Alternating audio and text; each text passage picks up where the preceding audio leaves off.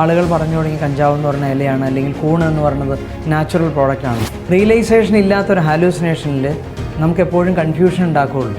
നമ്മൾ പുറത്തൊരു സന്തോഷത്തിന് വേണ്ടി നിരന്തരം അന്വേഷിച്ച് നടക്കുമ്പോൾ നമ്മളിലെ സന്തോഷം നമുക്ക് അനുഭവിക്കാൻ പറ്റാതായി വരും.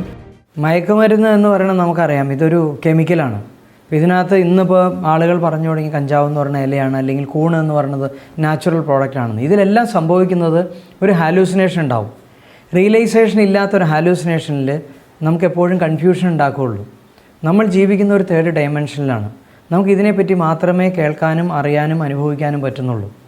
പെട്ടെന്ന് ഒരാൾ ഈ പറയുന്ന ലഹരി ഉപയോഗിക്കുന്ന സമയത്ത് അനദർ ഡയമെൻഷനിലേക്ക് ട്രാവൽ ചെയ്ത് അതിനൊരു റിലീഫ് പോലും കിട്ടാതെ, റിയലൈസേഷൻ ഇല്ലാണ്ട് പെട്ടെന്ന് അയാൾ തിരിച്ച് വീണ്ടും ഈ തേർഡ് ഡയമെൻഷനിലേക്ക് വരും.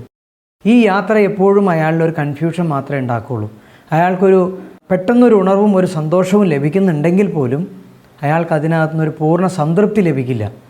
അതായത് എന്താണ് അനുഭവിച്ചത് എന്നുള്ളതിന് വ്യക്തത ഇല്ലാത്തത് കൊണ്ട് തന്നെ അയാളൊരു കൺഫ്യൂസ്ഡ് ലൈഫിലായിരിക്കും പോണത്. ഇത് നിരന്തരമാകുമ്പോൾ നമുക്ക് സാധാരണ ജീവിതത്തിൽ കിട്ടാത്ത ഒരു സന്തോഷത്തിന് വേണ്ടി നമ്മൾ മറ്റെവിടെയോ എത്തിപ്പിടിക്കുകയാണ്. നമ്മളുടെ ഉള്ളിൽ നിന്ന് കിട്ടുന്ന സന്തോഷത്തിന് പകരം നമ്മൾ പുറത്തൊരു സന്തോഷത്തിന് വേണ്ടി നിരന്തരം അന്വേഷിച്ച് നടക്കുമ്പോൾ നമ്മളിലെ സന്തോഷം നമുക്ക് അനുഭവിക്കാൻ പറ്റാതായി വരും. ഇതിൻ്റെ ഫലമായി അദ്ദേഹം ആ ലഹരി ഉപയോഗത്തിന് അടിമയായിട്ട് മാറും. സ്വാഭാവിക അവസ്ഥയിൽ നിന്നും വ്യതിചലിച്ചു പോവും. അദ്ദേഹത്തെ പോലും നിയന്ത്രിക്കാൻ പറ്റാത്തൊരവസ്ഥയിലേക്ക് മാറും.